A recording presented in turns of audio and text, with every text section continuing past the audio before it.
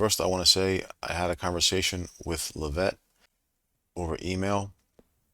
She is in high spirits. She is healthy, but several of her resources, like her van and food stamps, she lost several things like her microwave and some other stuff. She's still financially drained. She's with her brother as well, who was scheduled to see her, and now they're basically stuck there. She's working, but there's no work for him, or she's basically in a worse spot now than she was this past summer. She was secure, and now she's not. I donated what I could even recently. If you can, please do so.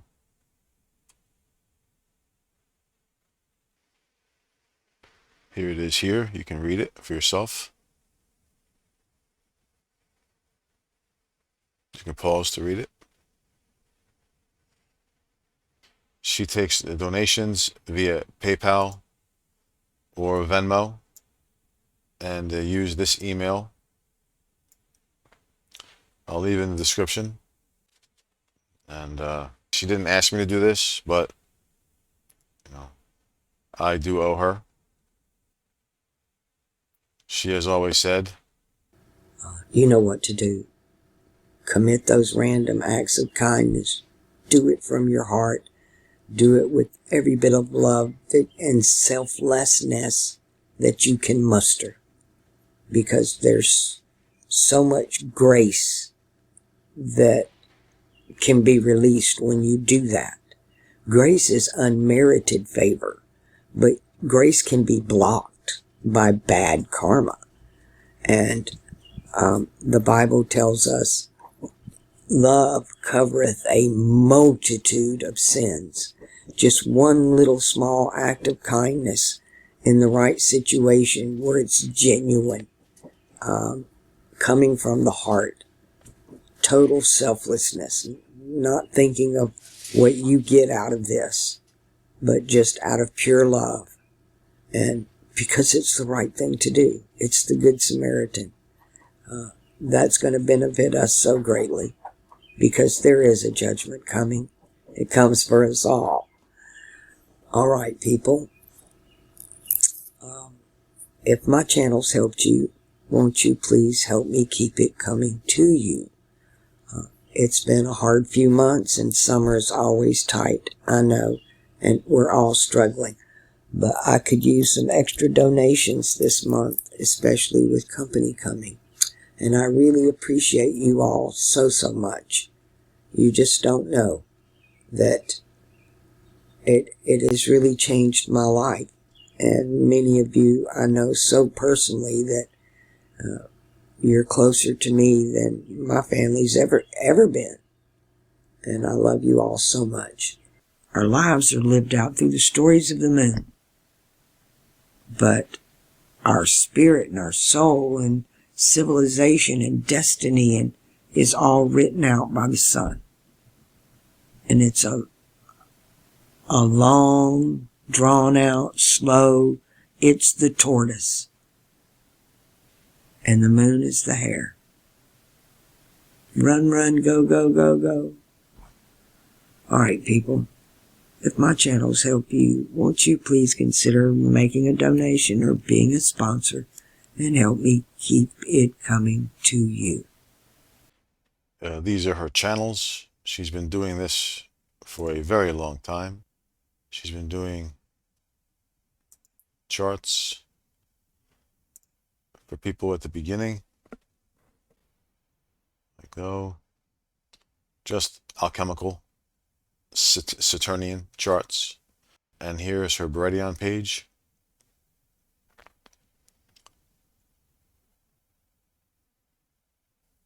Since 2020, she's been uploading onto the site. She coordinates with people. She tries to coordinate meetups. She tries to be charitable. She welcomes people into her home. She conveys messages. She tries to interact as best she can. And recently, She has fallen on some bad times. So, again, if you can, please send her what she needs.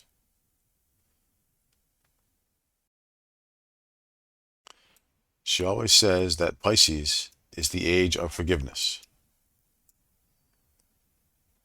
the age of belief, but the age of forgiveness. This is the John the Baptist teachings. John the Baptist was what this age should be about. Instead, it was hijacked by the more well-known figure. This is the age of baptism. Well, I'm a Libra, for instance. My 12th house is interfolded with my 6th house. So when I go to work, the reason why I work so much is because I realize the 12th house of liberation is in the 6th house of debts, where as I work, I'm being stressed because I know stress leads to liberation. It's forced upon me. I'm being baptized here, purified, which leads to finishing karmas. I'm being baptized where I work because I have Pisces in my 6th house. I'm a Libra ascendant. Meanwhile, when I work, I'm in the 6th house. The Virgo natural house is where I'm forced to think about things. It's forced meditation. And the reason why it's in red is because this is a Mercury sign, sister Mercury sign, against the Gemini sign. Gemini is air, Virgo is earth, mutable. Both of these are mutable. So just as Mercury is masculine and feminine, wherever your Virgo is in your chart, whatever house your Virgo sits, it's forcing you through your actions, through your debts, it's forcing you to think, which is the opposite side of Mercury. So in the land of mutable earth, it's forcing you to think about air, which is why I have this in red for alchemical air. Jupiter keeps you fixed where you're at, so that this is still water, this is still white. When I work with metals, I wash it, and when I wash it, I think. Again, I'm a Libra ascendant, where these two are interfolded within each other.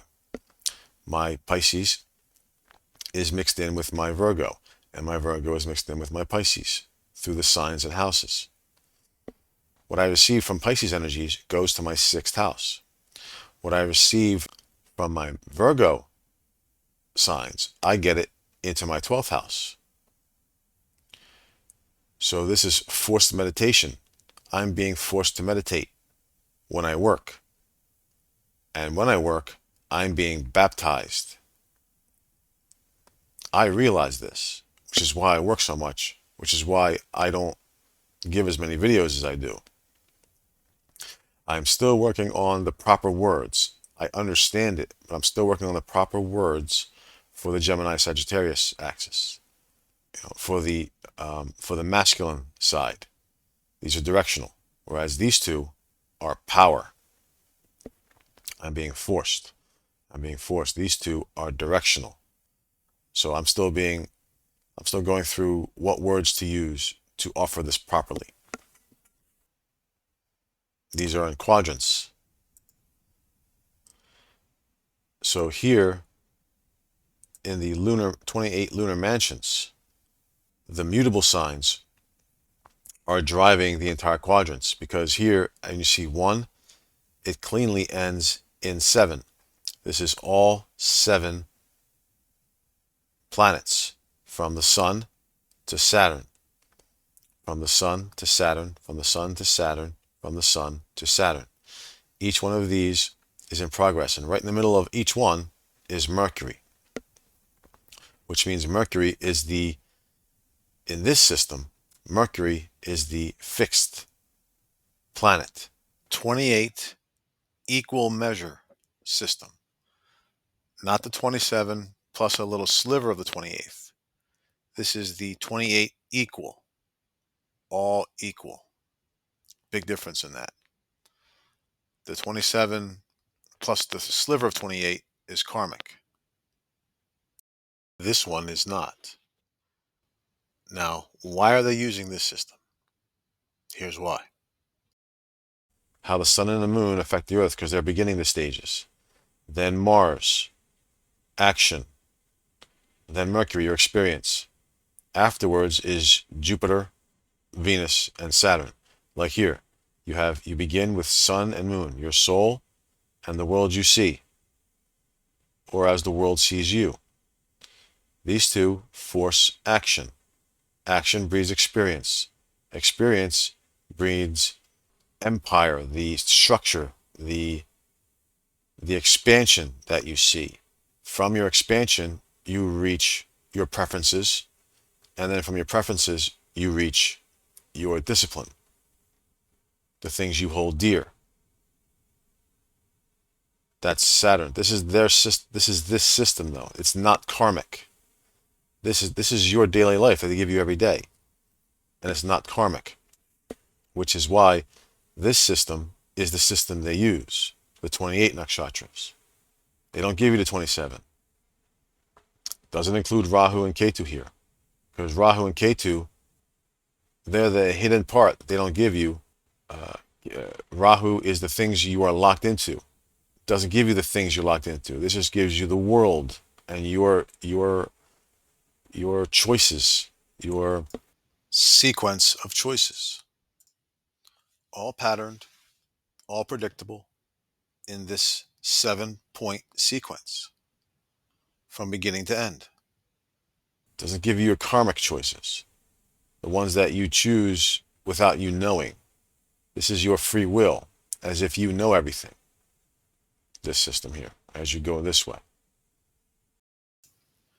So how do I describe the age of Pisces? The age of forced baptism, of fighting our ego with our subconscious, where we're told we're something great. Well, we have to give something. That's what Andromeda is all about. The whole Venus exaltation.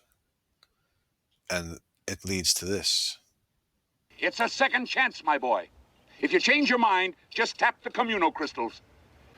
Listen, Centauri, I'm not any of those guys. I'm a kid from a trailer park. If that's what you think, then that's all you'll ever be. If that's what you think, then that's all you'll ever be. And run down the street, I pat my pockets and see you running. Don't you know I ain't gonna forget that? I don't give a damn how old I get, how much money I have or don't have. I'm gonna remember somebody tipped up behind me and picked my damn pocket. Which means every time I walk down the street, I'm looking behind me. Watch your back, Malcolm said. You know, watch your mental back. Watch your spiritual back. Watch your back. You know. Yeah. Yeah, it's upsetting. You know, it really. I'm trying not to make this the whole of the subject. So I'm gonna get it off my chest while I'm talking now. But like the little proverb goes, somebody telling you holding on to a branch, and somebody whispers out, "Let go." You know, it's God. You know. The next thing you say is, "Anybody else up there?" You know. Hold on to what you know. Hold on to what you have. If anybody comes to help you, they're not going to ask you to risk your life to be saved, to be raised, or to be enlightened. That ain't the way it works. See?